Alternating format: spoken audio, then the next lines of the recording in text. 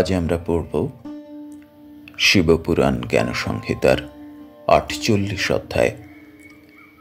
এর আগের অধ্যায়ে আমরা শুনে নিয়েছি বিখ্যাত জ্যোতির্লিঙ্গ কেদারেশ্বর জ্যোতির্লিঙ্গের উৎপত্তি কাহিনী। আজ আমরা শুনব জ্যোতির্লিঙ্গ ভীমাশঙ্করের মাহাত্ম্য এবং উৎপত্তি কাহিনী। সুত বলিলেন, হে মুনীন্দ্রগণ, ভক্তির কল্যাণদাতা ভগবান শঙ্কর কি নিমিত্ত কামরূপেশ্বর দেশে সাক্ষাৎ অবতীর্ণ হইয়াছিলেন বলিতেছি, শ্রবণ করুন। পূর্বে ভীম নামে সর্বপ্রাণীর উৎপীড়ক, ধর্মদ্রোহী, লোকধ্বংসক এক মহাবলশালী রাক্ষস কুম্ভকর্ণের ঔরসে ও কর্কটির গর্ভে জন্মগ্রহণ করে। তাহারা মাতা ও পুত্রে সহ্য পর্বতে বাস করে। দশরথের পুত্র রাম লোকভয়ঙ্কর কুম্ভকর্ণকে বধ করাতে কর্কটি বালক পুত্রকে লইয়া সহ্য পর্বতেই বাস করিতে থাকে। একদা ভীম বাল্যকালে মাতাকে জিজ্ঞাসা করিল, মাত, আমার পিতাকে কেনই বা তুমি একাকিনী রহিয়াছ? পুত্র এই কথা জিজ্ঞাসা করিলে রাক্ষসী বলিল, বৎস, তোমার পিতা রাক্ষসরাজ রাবণের কনিষ্ঠ ভ্রাতা কুম্ভকর্ণ। রাম সেই রাবণ ও মহাবলশালী কুম্ভকর্ণকে বধ করিয়াছিলেন। তিনি একবার মাত্র আমার নিকটে এই স্থানে আসিয়াছিলেন। আমি লঙ্কা কখনো দেখি নাই, এই স্থানেই বাস করি। আমার পিতার নাম কর্কট, মাতার নাম পুষ্কসী। পূর্বে বিরাধ নামক রাক্ষস আমার ভর্তা ছিলেন। তিনিও রাম কর্তৃক নিহত হয়েন। স্বামীর মৃত্যু হইলে আমি পিতামাতার নিকট অবস্থান করি। একদিন আমার পিতামাতা মহাতপা সুতীক্ষ্ণ মুনিকে ভক্ষণ করিতে উদ্যত হইলে সেই মহাত্মা ক্রুদ্ধ হইয়া তাহাদিগকে ভস্ম করেন। এইরূপে পিতৃমাতৃহীন হইয়া আমি একাকিনী এই পর্বতে দুঃখিতভাবে বাস করিতেছি। এমন সময়ে রাবণের কনিষ্ঠ কুম্ভকর্ণ আসিয়া আমায় সম্ভোগপূর্বক এই স্থানে রাখিয়া প্রস্থান করেন। তৎপরে মহাবল পরাক্রমশালী তুমি উৎপন্ন হইলে। আমি তোমাকেই অবলম্বন করিয়া কাল যাপন করিতেছি। ভীম পরাক্রম ভীম মাতার এই বাক্য শুনিয়া কুপিত হইয়া চিন্তা করিল, কিরূপে হরির অনিষ্ট করিতে পারিব? আমার পিতা, মাতামহ ও বিরাধ রাক্ষস ইহা কর্তৃক নিহত হইয়াছেন। ইহাতে যত পরনাস্তি দুঃখ দেওয়া হইয়াছে। আমি যদি বিরাধ বা কুম্ভকর্ণের পুত্র হই, তবে অবশ্যই হরির অনিষ্ট আচরণ করিব। এইরূপ নিশ্চয় করিয়া যে সে ব্রহ্মার উদ্দেশ্যে তথায় সহস্র বৎসর ঘোর তপস্যা করিল। যখন সে ঊর্ধ্ববাহু একপাদে সূর্যের দিকে দৃষ্টিপাত করিয়া ব্রহ্মার ধ্যান করত, ঘোর তপস্যা করিতে লাগিল, তখন তাহার মস্তক হইতে অতি ভীষণ তেজ বহির্গত হইয়া দেবগণকে দগ্ধ করিতে লাগিল। তখন দেবগণ ব্রহ্মার শরণাপন্ন হইয়া বলিলেন, হে পিতামহ, হে ব্রহ্মণ, তপস্যাকারী ভীম নামক রাক্ষসের তেজ লোকপীড়নে উদ্যত হইয়াছে। এক্ষণে সে দুরাত্মা যাহা প্রার্থনা করে তাহাই তাহাকে দিউন, নতুবা আমরা সকলেই তাহার তেজে দগ্ধ হইয়া বিনষ্ট হইব। লোকপিতামহ ব্রহ্মা তাহাদিগের এই বাক্য শুনিয়া সেই দুরাত্মা রাক্ষসকে বরদানার্থ গমন করিলেন।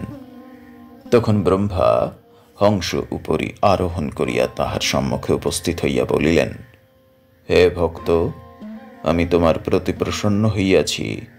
তুমি কি বর চাও বলো?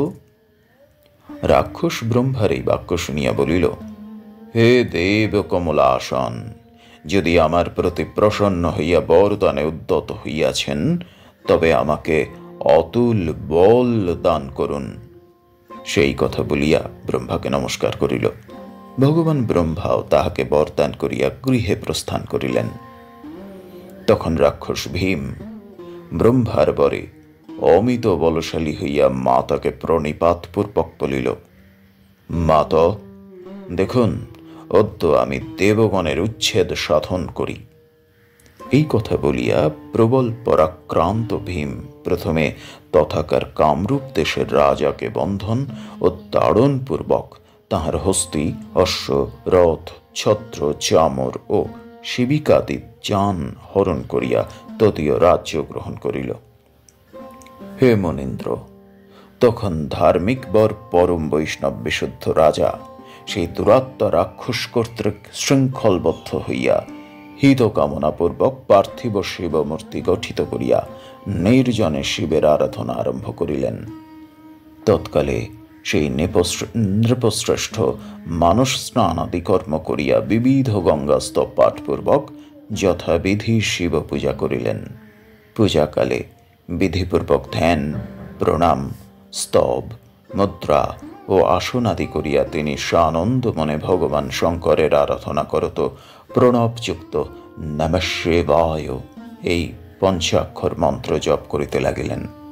তখন তিনি অন্য কার্য করিবার অবসর পাইলেন না, কেবলমাত্র এই সকল কার্য হিত কামনায় করিতে লাগিলেন। দক্ষিণা নামে তাহার প্রিয়তমা পতিব্রতা পত্নীও উক্ত রূপে শিবের আরাধনা করিতে লাগিলেন।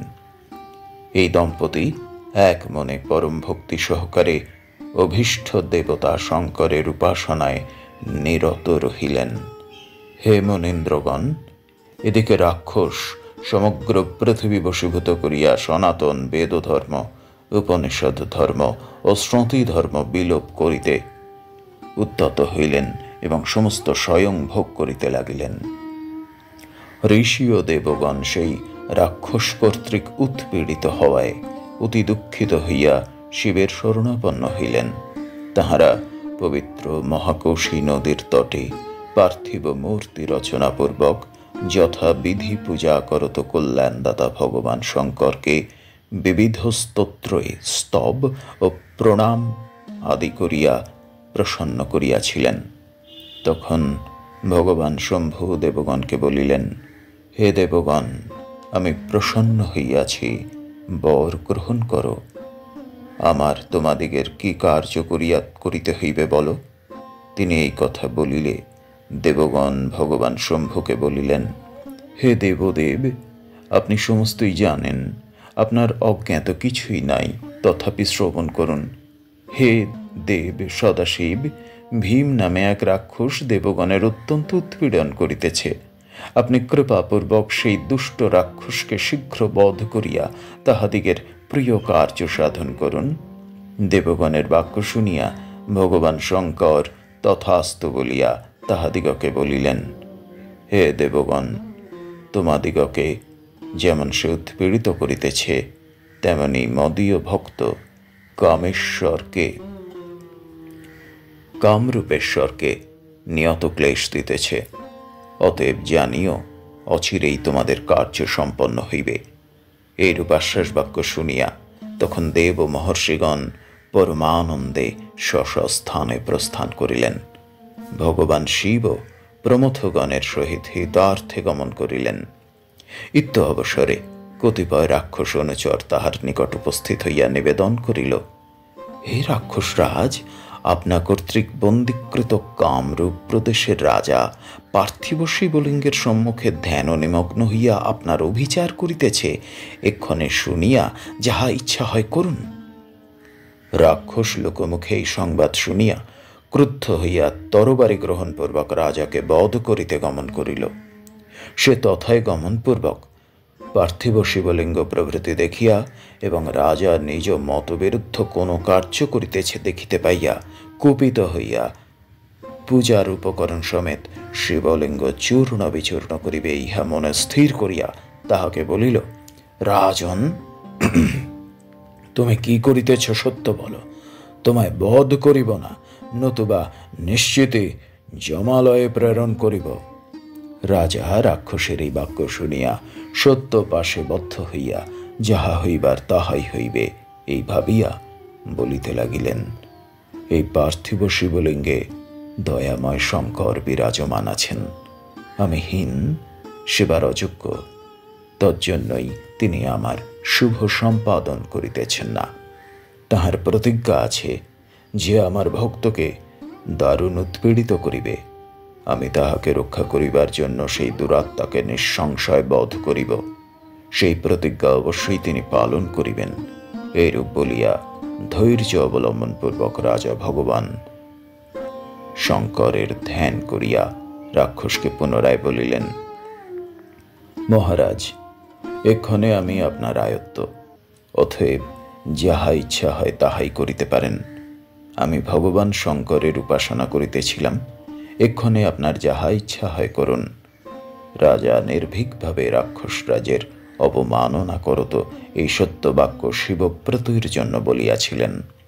তখন রাক্ষসরাজ ভীম তাহার এই বাক্য শুনিয়া বলিল, আমি শঙ্করকে জানি, সে আমার কি করিবে? মদীয় পেতৃব্য রাবণ যাহাকে কিঙ্করের ন্যায় স্থাপন করিয়াছিলেন, সেই শঙ্করের বল সাহায্যে তুমি জয় করিতে ইচ্ছা করো, তবেই তোমার নিঃসন্দেহ জয় সিদ্ধ হইয়াছে। যাবৎ না তোমার প্রতিপালক শঙ্করের সহিত আমার সাক্ষাৎ হইতেছে, তাবৎ এইরূপ বোধ থাকিবার সম্ভব, কিন্তু দেখা হইলে সবই প্রকাশ পাইবে। সে যাহা হোক রাজন, অবিলম্বে এই শিবলিঙ্গ দূর করিয়া দিবে, নতুবা আমি শরীরে কি বল ধারণ করিতে পারি দেখিতে পাইবে। ইহা শুনিয়া রাজা বলিলেন, আমি পামর বলিয়া শঙ্করকে দূর করিয়া দিব বটে, কিন্তু তিনি সর্বোত্তম, কখনোই আমায় তিনি ত্যাগ করিতে পারিবেন না। তৎপরে রাক্ষস রাজার কথায় হাস্য করিয়া বলিল, উন্মত্ত ঘোর বিষয়ী শঙ্কর নিজেরই উদাহরণের জন্য ভিক্ষা করিয়া বেড়ায়, সে আবার কি দিবে? যোগের তত্ত্ব কিরূপে জানিবে? ভক্তকেই বা কেমনে প্রতিপালন করিবে? রাজন, ইয়া মনে বুঝিয়া শিব আরাধনা ত্যাগ করো। তোমার আরাধ্য দেব শঙ্কর আসুক, আমি যুদ্ধ করি। সেই কথা বলিলে রাজা উত্তর করিলেন, আমি যুদ্ধের কথা বলিতে পারি না। তুমি শক্তিমান, তোমার যাহা কর্তব্য হয় করো। রাজার এই বাক্য শ্রবণে রাক্ষস ভীম তাহাকে ভর্ৎসনা করিয়া সসৈন্যে সজ্জিত হইয়া, অদ্য তোমার আরাধ্য দেব শিবের ভক্তিহিতজনক বল পরীক্ষা করিব, ইহা বলিয়া রাজার প্রতি করাল করতবাল নিক্ষেপ করিল। হে মুনীন্দ্রগণ, সেই নিক্ষিপ্ত করবাল রাজার গাত্র স্পর্শ করিতে না করিতে সেই পার্থিব মূর্তি হইতে স্বয়ং ভগবান হর আবির্ভূত হইয়া বলিলেন, আমি হংস মন্ত্রের রক্ষার জন্য ভীমেশ্বর রূপে আবির্ভূত হইলাম। আমি ইতিপূর্বে রাজাকে রক্ষা করিতে মানস করিয়াছিলাম, অতএব শীঘ্র আমার ভক্ত রক্ষাক্ষম বল দেখো। ইহা বলিয়া শিব পিনাক দ্বারা সেই করবাল শতখণ্ডে খণ্ডিত করিলেন। তাহা দেখিয়া দুরাত্মা রাক্ষস ত্রিশূল নিক্ষেপ করিল।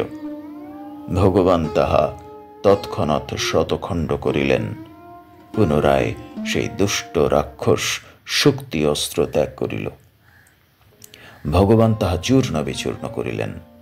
তৎপরে দুরাত্মা রাক্ষস যে অস্ত্র ভগবানের প্রতি নিক্ষেপ করিল, তিনি স্বকীয় ত্রিশূল দ্বারা তৎক্ষণাৎ খণ্ড খণ্ড করিলেন। এইরূপে দুরাত্মার শস্ত্রক্ষয় হইলে প্রমথগণ রাক্ষসগণকে তুমুল যুদ্ধ হইতে লাগিল। তাহা দর্শনকারীগণের দর্শনে ক্লেশ উৎপাদন করিল। তখন সমগ্র পৃথিবী ব্যাকুল হইল। সমুদ্র, পর্বত, আকাশ, গ্রহ, নক্ষত্র ক্ষোভিত হইল এবং দেব ও ঋষিগণ সকলেই দুঃখিত হইলেন। তৎকালে দেবর্ষি নারদ তথায় সমাগত হইয়া ভগবান শঙ্করের নিকট প্রার্থনা করিয়া বলিলেন, হে প্রভু, ক্ষমা করুন, অবিলম্বে এই দুষ্টগণের বধ সম্পাদন করুন। ভগবান শম্ভু এইরূপে প্রার্থিত হইয়া হুঙ্কার দ্বারা সকল রাক্ষসগণকে ভস্ম করিলে তাহারা দগ্ধ হইয়া ভস্ম রাশিতে পরিণত হইল। দাবানল যেরূপ বন দগ্ধ করে, সেইরূপ শিবের ক্রোধে রাক্ষসগণ মুহূর্ত মধ্যে ভস্মীকৃত হইল।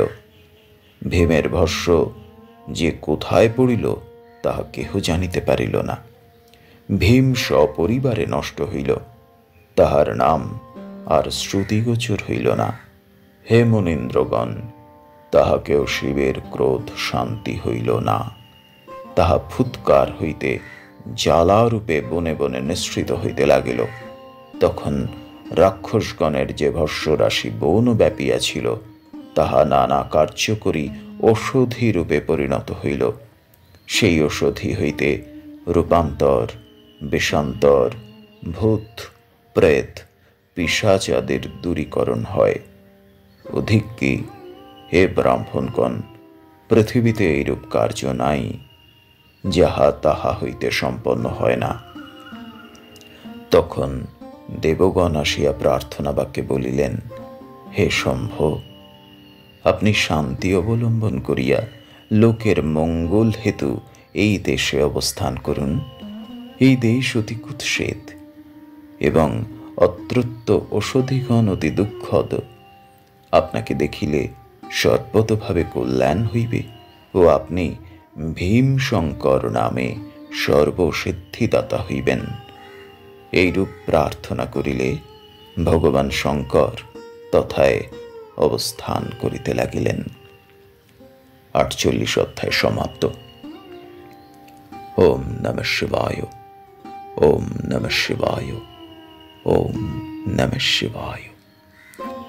এই অধ্যায়ে আমরা কাহিনীর মধ্য দিয়ে শিবের সাথে ব্রহ্মার বর পাওয়া অতি বলবান ভীম নামক রাক্ষসের যুদ্ধ দেখলাম এবং শিবের হাতে, শঙ্করের হাতে সেই ভীমের, সেই অসুরের বা রাক্ষসের পতন দেখলাম